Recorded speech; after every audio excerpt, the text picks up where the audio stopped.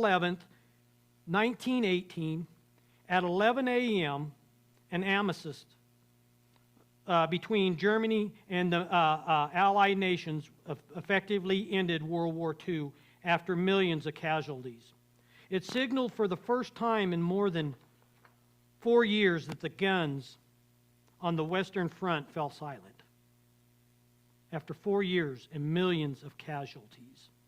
I forget, I looked in what the casualties were for that war. I can't remember what it was. It was extremely high in the millions.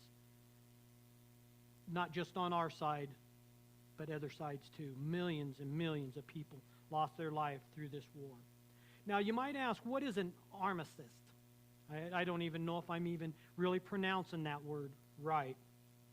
And I didn't know until I looked up to find out what the definition of armistice was. An armistice is an agreement made by opposing sides in a war to stop fighting for a certain time, a truce. So that's what they signed on November 11th at the 11th hour, 1918. That's what they signed, ending the war. Armistice Day officially received its name in America in 1926 through a congressional resolution. And in 1938, Armistice Day became a national holiday. And in 1954, Congress removed the name Armistice and used the word veteran instead. So that is how we get the word Veterans Day today. Now, in November, which is the 11th month, on the 11th day, at the 11th hour, is when this, in the morning, is when this armistice took place. And the fighting stopped in World War I. Did I say World War II earlier? If I did, I'm sorry, it's World War I. For some reason, I think I might have said World War II, but it's World War I. That is why Veterans Day is always observed on November the 11th. And protocol says that if you own a business, and I don't know how many people know this, but the protocol back then says that if you own a business at 11 o'clock on the 11th day of the 11th month, you're supposed to stop doing business for 2 minutes to honor our veterans. You know, I didn't know that until I looked that up. Just another way to honor our veterans. I think that's pretty cool. Now, in 2021, we still have over 16 million veterans alive today, United States veterans. That's a lot of veterans. That's a lot of veterans. Over 12 million of them are over 50 years old. That's a lot of older veterans, you know, that it really is.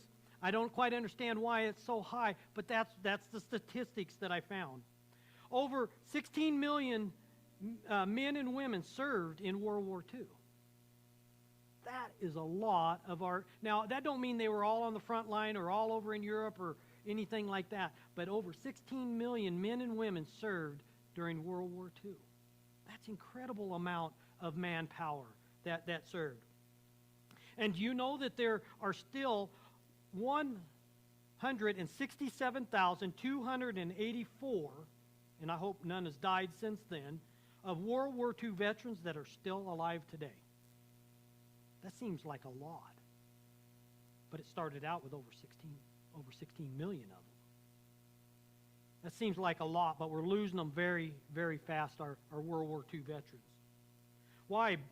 Because the youngest World War II veteran, his name is John Tosh, and he's 89 years old.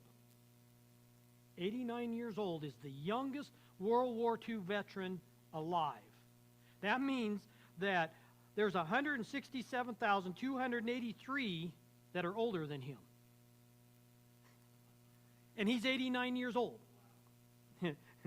But we're losing them fast. We're losing our heroes fast because of age. Because of age. But he goes on to say he is still going strong at 89 years old. I hope when I'm 89 years old, I can say I am still going strong. Amen.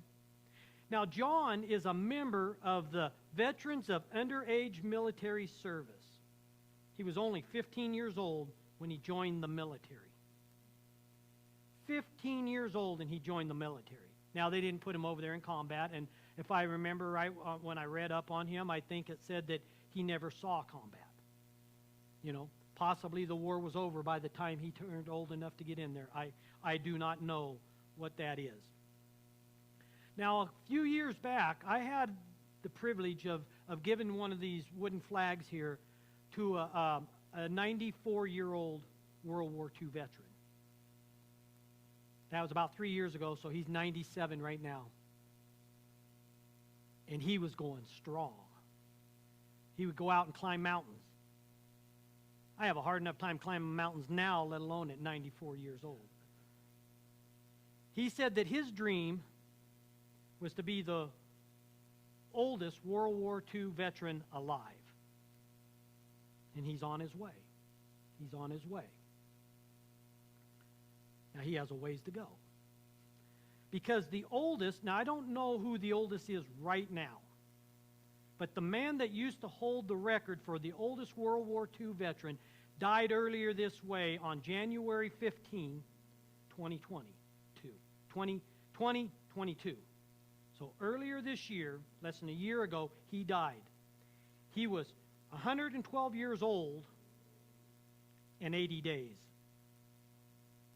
When you start getting that old, they start counting how many days you are, not just years. They count how many days you are. They count how many days you are. You know, it only works at both ends of the spectrum. You know, it works with little children. You know, I'm 3 years old in a month, and I'm almost 4. You know, but they count the days when he died. And when they asked, what was his secret to longevity? He said, being nice to people. Being nice to people. That positive attitude should be a philosophy for all of us to live by today. For all of us to live by today. And that sounds like Lawrence lived by the golden rule out of the Bible, where it says, treat others as you'd like to be treated. That sounds like the golden rule. And I like how the Amplified puts that. And in Matthew 7:12, it says, so then, in everything, treat others the same way you want them to treat you, for this is the essence of the law and the writing of the prophets. Lawrence basically equated the golden rule to the longevity of life. 112 years old. That's pretty cool. That's pretty cool. I don't know if he's a Christian or not. I don't know if that's just a philosophy that he lived by. But that is pretty cool that that's what he equates his life for 112 years and 80 days. That's pretty cool. Treat others as you'd have them to treat you. The world would be a whole lot better place if we would just practice this principle with one another. We could learn from this 112-year-old veteran. Now, since World War II, Americans have been involved in 5 major wars: the Korean, the Vietnam, the Gulf, Iraq, and Afghanistan. But now you don't have to be, you didn't have to go to war or even be in the military when a war was going on to be considered a veteran. According to the military, veteran means person who served in an active military, naval, or air force, and who was discharged or released, therefore, under the conditions other than dishonorable. So it doesn't matter if you see action or if you don't see action, if you're a veteran during war or not during war. It doesn't matter. You are a veteran by the very fact that you served and you didn't get a dishonorable discharge. And you know that less than 8% of the population will ever serve in the military. Less than 8% of us will ever serve in the military. I didn't. That means that over 92% of us owe a debt of gratitude to those that did. We owe them a debt of gratitude for the life we live. Everything around us, everything we own, we owe them a debt of gratitude for what they did for us, for this nation. For this nation. That's why I say when you see a veteran someplace, thank them. Thank them. You know, I might be German, but I don't speak a lick of German. I didn't want to have to speak a lick of German. And I especially don't know Japanese, you know. So, I mean, I thank them for what they done. And unfortunately, the ones that kept us safe then, most, you know, they're dying off quick. We don't see too many of them. In John 15:13, greater love has no one than this, than to lay down one's life for his friend. Some men have thrown themselves on grenades in foxholes and stuff like that for their buddies. You know, that's admirable. Sacrificing their life for people around them. That is really an amazing thing to do. But Jesus didn't just sacrifice his life for his buddies. Jesus didn't even sacrifice his life for our nation, just our nation. Jesus didn't just sacrifice his life for the world. He sacrificed his life for every single human being that's ever lived in this world, from Adam to now to whenever the Lord comes back. He sacrificed his life for everybody, not just his buddies sitting there, not just a select few, not just a nation, but he did it for every human being that's ever lived. John 3:16 says, "For God so loved the world that he gave his only begotten Son, that whoever believes in him should not perish, but have everlasting life." That's all inclusive. For God so loved the world. Every single human being that's ever lived. He also goes on to say, I don't have it up there, but he also goes on to say that he wishes that none should perish, that all should come to everlasting life. And I probably butchered the last part of that. But greater love has no one than this, than lay down one's life for his friends. And I know this is talking about Jesus, but we can also look at this in light of our veterans. Those that did give their lives. Those that have died for us. There's hundreds of thousands of men and women that have laid their lives down for this country and our freedom. Over hundreds of thousands. Listen to these. World War I lost over 116,000 soldiers. World War II lost over 406,000 soldiers. Korean War, we lost almost 40,000 soldiers. Vietnam, we lost over 58,000 soldiers. Gulf War, we lost 219 soldiers. And between the Iraq and Iran, we lost over 7,000 soldiers. That's a lot of men and women that have given their life for our freedom. And that doesn't go back before World War I. Back to the Revolutionary War or any other war. These are men and women that have lost their lives in battle. That's who I just listed. Who gave the ultimate sacrifice for the freedom of this nation. We owe a debt of gratitude to them. Now, we can't shake their hand. They're long gone. They're long gone. But we can show give a debt of gratitude, shake somebody's hand, and tell them thank you for their service to those that are still alive today. We can. They're in front of us. We can do that. We can do that. But there's still another battle out there besides the one I just mentioned.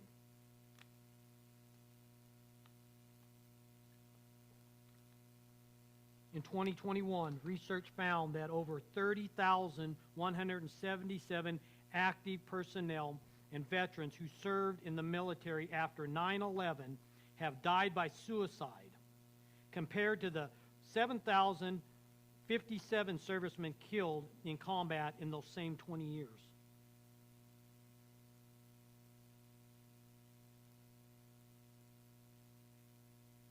military suicide rates are 4 times higher than the deaths that occurred in the military operation in those same 20 years. Over 4 times of our men and women died to suicide in the same 20 years as did in Afghanistan and Iraq. On average, 22 veterans every day in America commit suicide. That's a suicide every 65 minutes. That's incredible.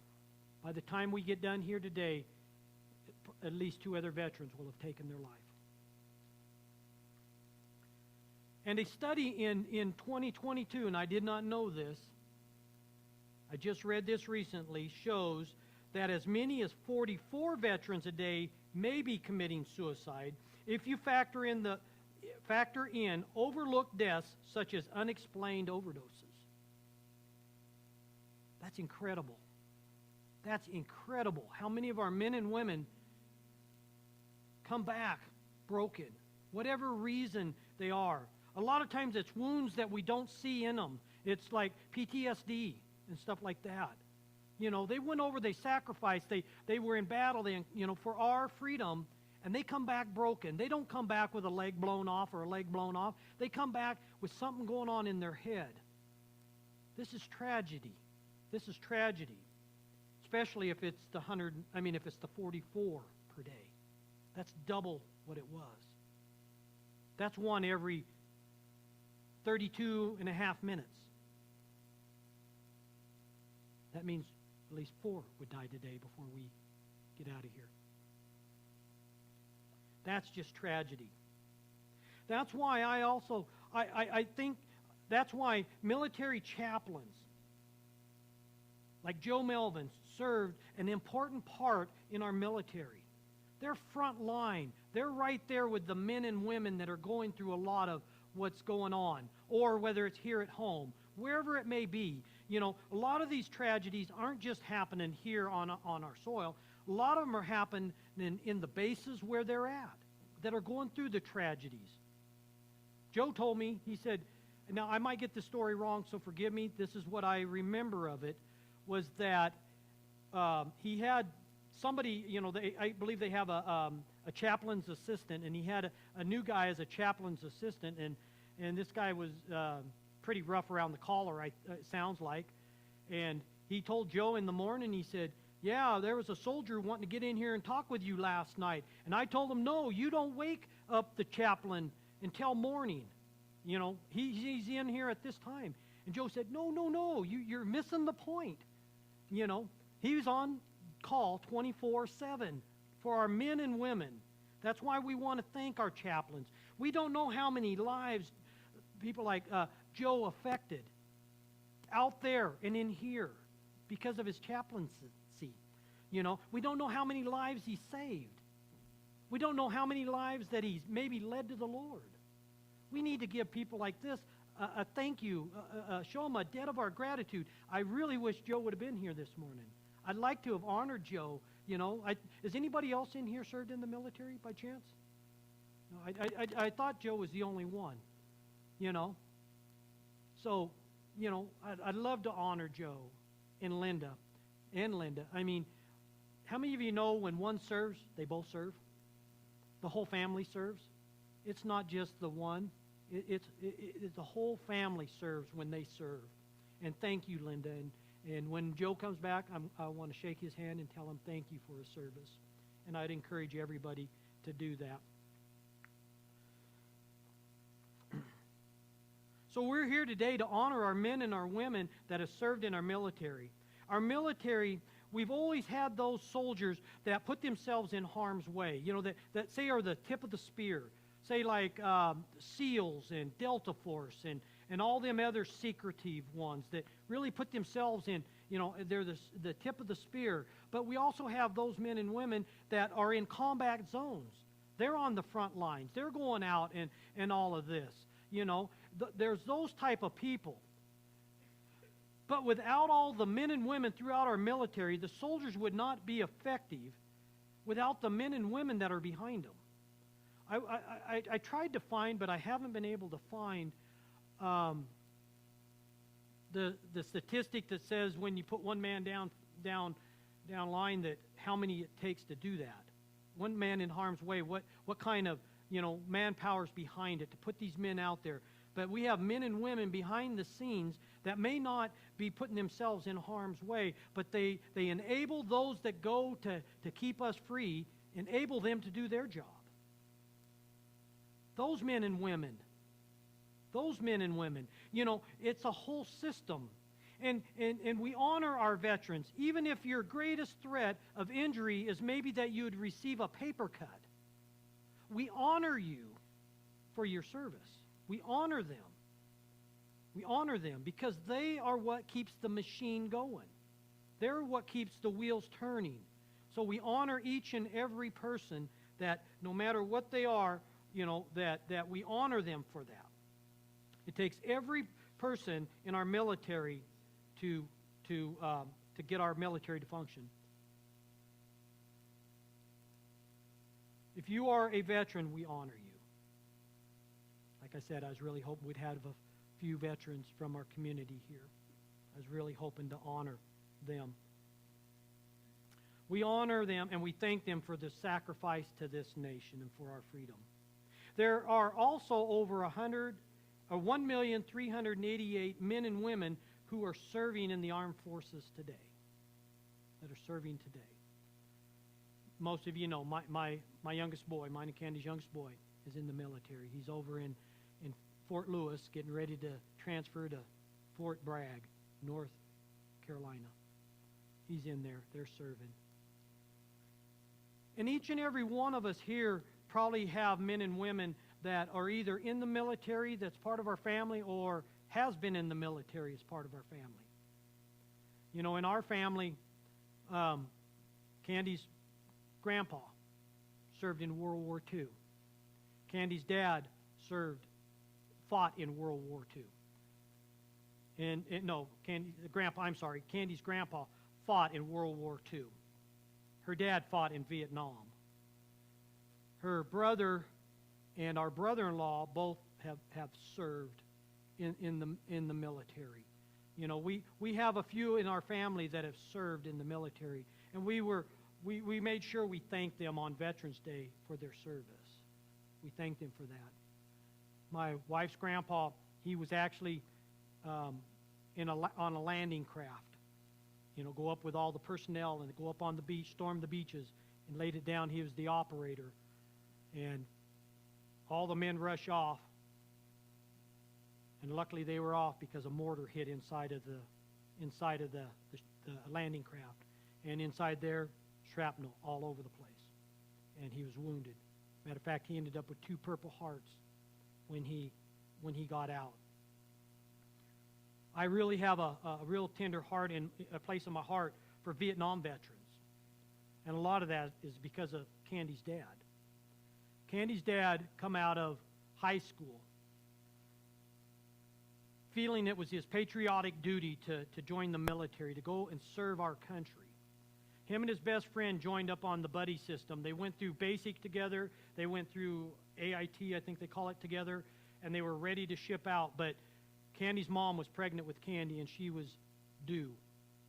And so they would not skip out, and in doing so, they separated the two. His best friend died in Vietnam, and my father-in-law carries that with him because of them being separated. My father-in-law, Candy was finally born. They were in a place, I don't know all the details, how far they was away, but some of the family went and got Skip off the base, took him to the house where they were. He got to see Candy just for it wasn't much time at all. He said it was just a matter of minutes, and the whole time she was asleep. She never saw her father before he was shipped off to war. He never saw her eyes before he was shipped off to war. Sorry. He goes over. He spends a tour over there. He comes back with a Purple Heart himself.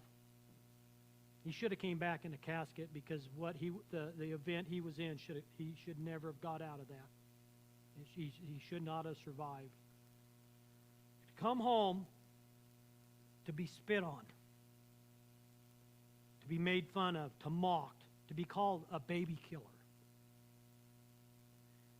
to hang up his uniform and not be proud of that. Our men and women came back from Vietnam, and they weren't welcomed home. They weren't welcomed home.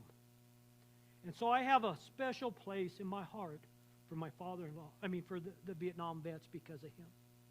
When we see a Vietnam vet, shake their hand. I love seeing it now. Vietnam vets they wear it proudly that they are a Vietnam vet on them. They're welcomed now. They're accepted now, but they weren't back then. They weren't back then. We see them, make sure that we're welcome. Tell them thank you for their service. Say, welcome home. Welcome home. I'm sorry.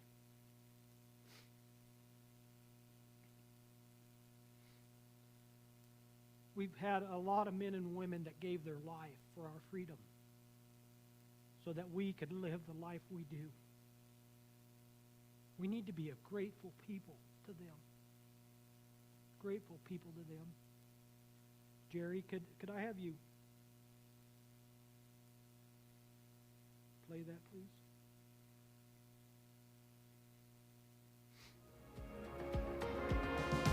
Just one word, the darkness has to change. I am sorry. It started out the one, it's not the one. I am so sorry. Oh, I'm sorry, it is there. It's got something else playing in the background. Just one touch. Oh, thank you.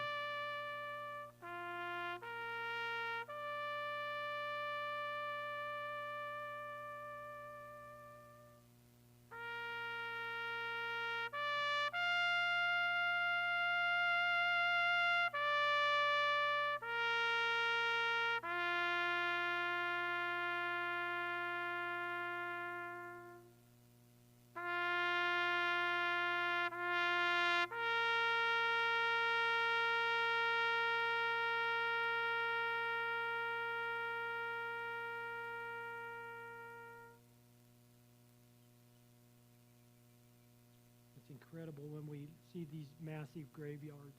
I've never been in one real big that was a military graveyard. I've been in a smaller one, and it's amazing how many's there. And it wasn't a big one. But make sure, people, like I said, make sure